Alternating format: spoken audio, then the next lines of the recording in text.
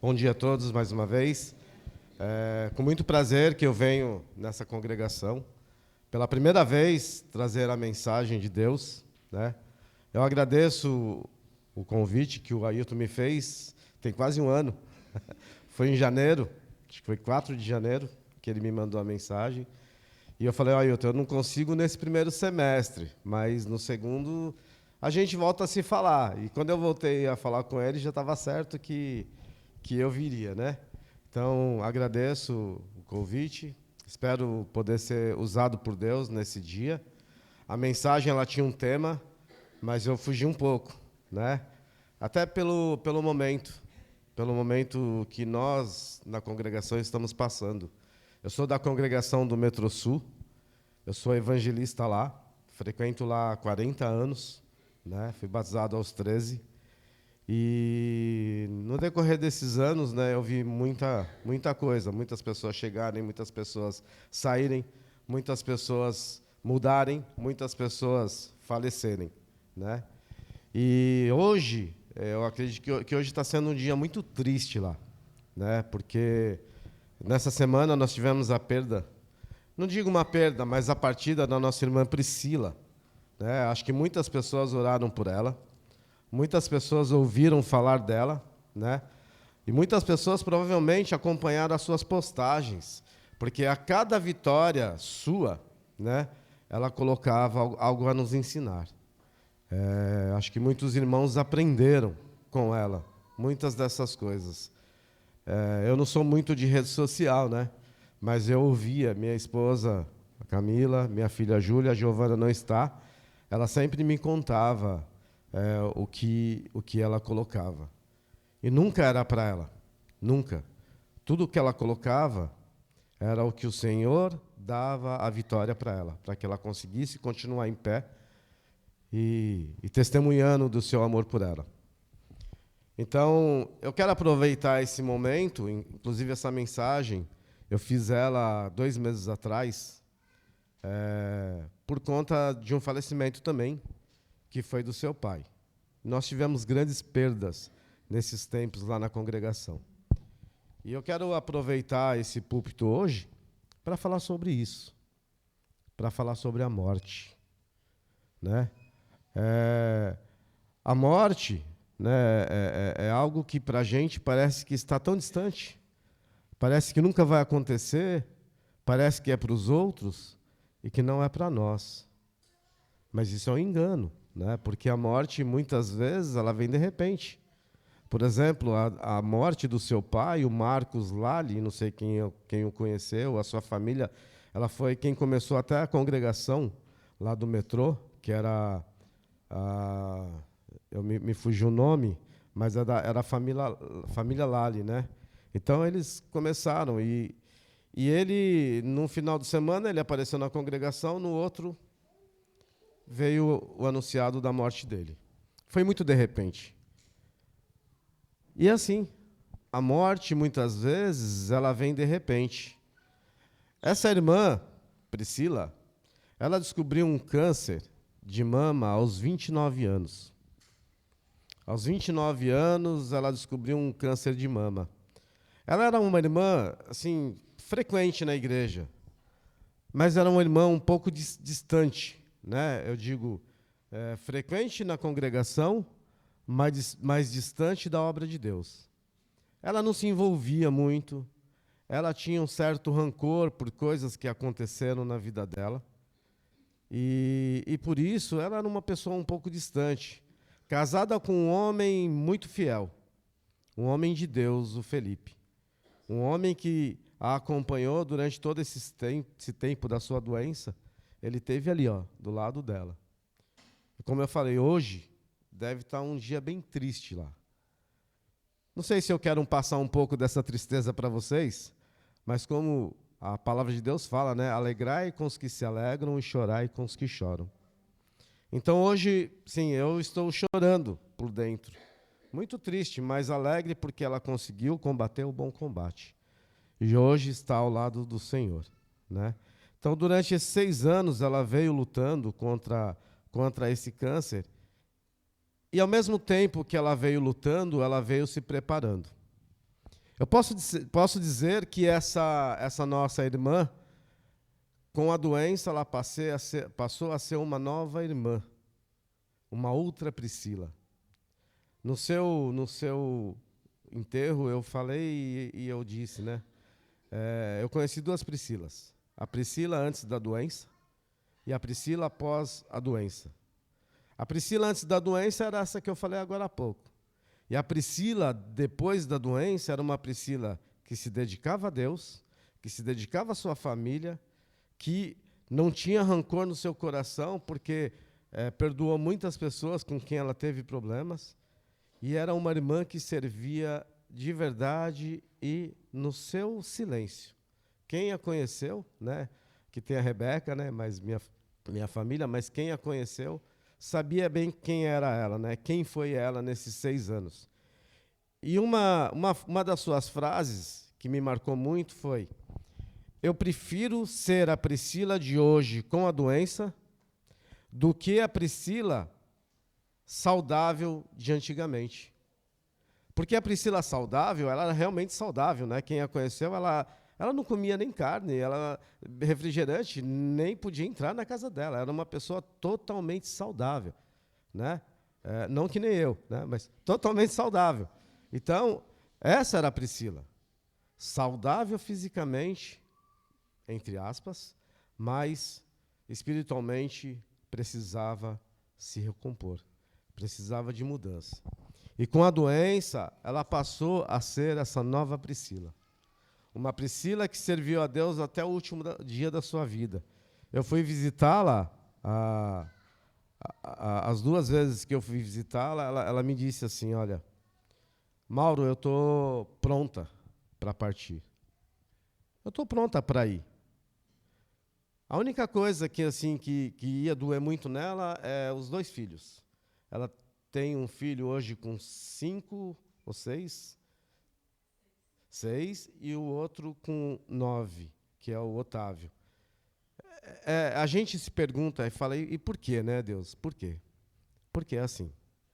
Esses são os planos de Deus. E a gente não tem que mudar, né? E então, Deus trabalhou na vida dela durante esses 6 anos. E que nós possamos estar orando para que Deus dê força para o Felipe, para que ele continue cuidando dos seus filhos e firme na fé.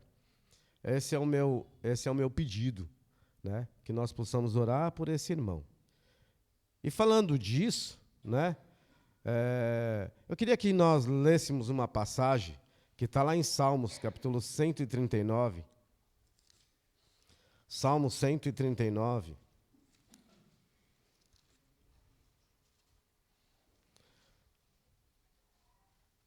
Quando ela esteve doente, eu fui visitá-la há 6 anos atrás, e eu pedi para que Deus colocasse palavras na minha boca, para que eu dissesse não por mim, mas que eu falasse por ela o que podia ajudá-la naquele momento. Isso no início da doença, 6 anos atrás. E quando eu cheguei, o estado dela era um estado que não tinha muito tempo de vida mesmo. Eu olhava nos seus olhos e eu dizia, olha, será? Né? Mas aí, eu li esse texto com ela, eu vou ler até o versículo 16, e esse salmo, muita gente gosta muito do Salmo 23, Salmo 91, e deixa até aberto, né? Isso, até quem não é cristão, mas eu gosto muito desse salmo.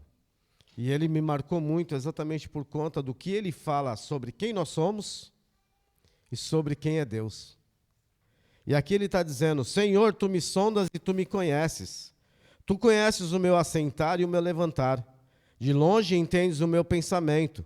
Cercas o meu andar e o meu deitar e conheces todos os meus caminhos. Sem que ainda haja uma palavra na minha língua, eis que, ó Senhor, Tu tudo conheces. Tu me cercasses em volta e pusesses sobre mim a Tua mão. Tal ciência é para mim maravilhosíssima, tão alta que não a posso atingir. Para onde me irei do Teu Espírito? Ou para onde fugirei da Tua face? Se subir ao céu, Tu aí estás. Se fizer no céu a minha cama, eis que Tu ali estás também. Se tomar as asas da alva, se habitar as extremidades do mar, Até ali a tua mão me guiará e a tua destra me susterá. Se disser de certo, as nuvens me encobrirão, as trevas me encobrirão, então a noite será luz à roda de mim. Nem ainda as trevas me escondem de ti, mas a noite resplandece como o dia. As trevas é a luz, e a luz são para ti a mesma coisa. Pois possuíste os meus rins, entristeceste-me no ventre da minha mãe. Eu te louvarei, porque de um modo terrível e tão maravilhoso fui formado. Maravilhosas são as tuas obras, e a minha alma o sabe muito bem. Os meus ossos não te foram encobertos quando no oculto fui formado, e entretecido como nas profundezas da terra. Os teus olhos viram o meu corpo ainda informe, e no teu livro todas essas coisas foram escritas, as quais iam sendo dia a dia formadas quando nem uma delas havia. Esse é Deus que nos conhece antes do nosso nascimento. E esses somos nós, um nada diante de Deus. Um nada, mas Ele nos faz ser grande. Deus, Ele muda todo o nosso ser. Deus, Ele muda toda a nossa vida. E não tem como fugirmos de Deus. É o que Ele diz aqui. Não tem como eu fugir do Senhor. E todos os meus dias estão contados. Como Ele diz no versículo 16. Todos os nossos dias estão contados. Não tem como eu fugir de Deus. E o dia da minha partida está escrito nesse livro. Assim como o dia da partida de muitos irmãos que se foram. E que nós não mudemos isso. Porque a única coisa que nós podemos mudar de todo esse livro é o nosso poder de decisão. De eu não querer que Deus dirija a minha vida. É a única coisa que nós podemos mudar. Porque Deus nos deu o livre-arbítrio. Então não mude. E aí a minha pergunta para vocês, irmão, o que é a morte? Vocês já pensaram nisso? O que é a morte? Quando a gente olha uma pessoa deitada num caixão, a gente vê o que é a morte. Porque você pode tocar naquele corpo, você pode bater, você pode tirar, puxar os cabelos, você pode fazer o que quiser. Não vai ter reação. Porque ali houve uma separação do corpo e da alma. Ali só existe o corpo, que logo vai ser sepultado e virá pó. Gênesis capítulo 3, versículo 1 até o 6, ele diz exatamente isso. Gênesis 3, do 1 ao 6. Quando Satanás ele tentou Adão e Eva, e aí, a partir desse momento, começou a existir a morte. Houve essa separação. Ora, a serpente era a mais astuta de todos os animais, alimários do campo que o Senhor Deus tinha feito. E esta disse à mulher, é assim que Deus disse, não comereis de toda a árvore do jardim? E disse a mulher à serpente, do fruto das árvores do jardim comeremos, mas do fruto da árvore que está no meio dos jardins, disse Deus, não comereis, nem nele tocareis, para que não morrais. Então a serpente disse à mulher, certamente não morrereis, porque Deus sabe que no dia em que dela comerdes, se abrirão os vossos olhos, e sereis como Deus, sabedores do bem e do mal. E vendo a mulher que aquela árvore era boa de comer e agradável aos olhos, e árvore desejável para dar entendimento, tomou do seu fruto e comeu, e deu também ao seu marido, e ele comeu com ela. É interessante quando a gente olha a conversa de Satanás com a mulher. Como ele é astuto. Porque ele faz uma pergunta. Olha, o que Deus disse? Que não podemos comer? E aí ela responde, ele não fica colocando coisas. Ela fala, olha, não, a gente pode comer de tudo. Mas dessa palavra de Deus, Deus disse, não, nem toque nela, para que não morramos. E aí ele fala, mas vocês não vão morrer.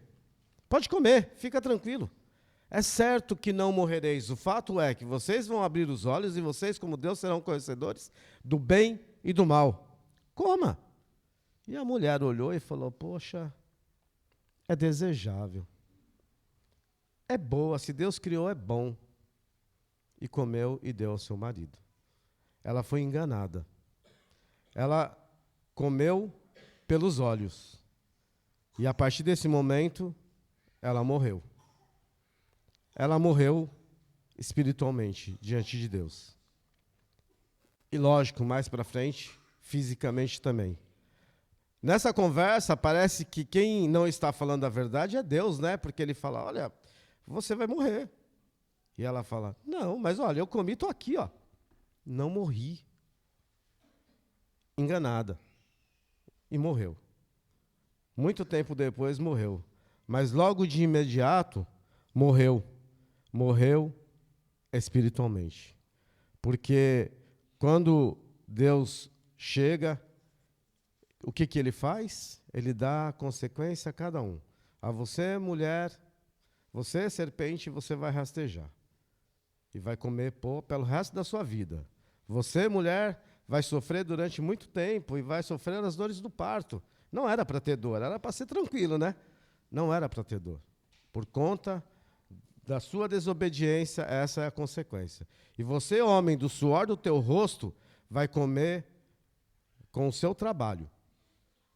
E mais, maldita é a terra por tua causa. É duro, foi duro. Mas a parte pior é que, a partir de agora, vocês estarão longe da minha presença. E Deus os expulsou da sua presença. E é por isso que nós tivemos o poder de ter Jesus nos aproximando novamente de Cristo. Mas a cada momento que pecamos, nós vivemos longe da presença de Deus. É isso que o pecado faz. Ele nos afasta da presença de Deus. E nós precisamos estar atentos, porque o inimigo é astuto. Nós acabamos de ver aqui o que ele fez, como ele acabou com essa família. Então, isso é a morte. A morte física é a separação do corpo e da alma. E a morte espiritual é a separação de Deus com o homem. E uma outra pergunta, a morte ela é algo ruim? O que vocês acham? É ruim? Sim, a morte ela é ruim. Mas ela é ruim para quem? A morte ela é ruim para quem não tem uma esperança. Para quem não tem Cristo. Para quem está sem Cristo. Efésios capítulo 2, versículo 12. Efésios 2, 12. Diz assim, que naquele tempo estáveis sem Cristo, separados da comunidade de Israel e estranhos aos concertos da promessa, e não tendo esperança e sem Deus no mundo. Então, se você ou qualquer pessoa que morre estando longe da presença de Deus e sem esperança, a morte é ruim. Mas, no versículo 13, ele diz, mas agora, em Cristo Jesus, que antes estáveis longe, já pelo sangue de Cristo, chegasses perto. Então, nós que nos achegamos a Cristo, pelo seu sangue, e se nós morrermos dentro e na comunhão com Cristo, nós temos a certeza da salvação. A morte não é ruim. Pode ter certeza disso.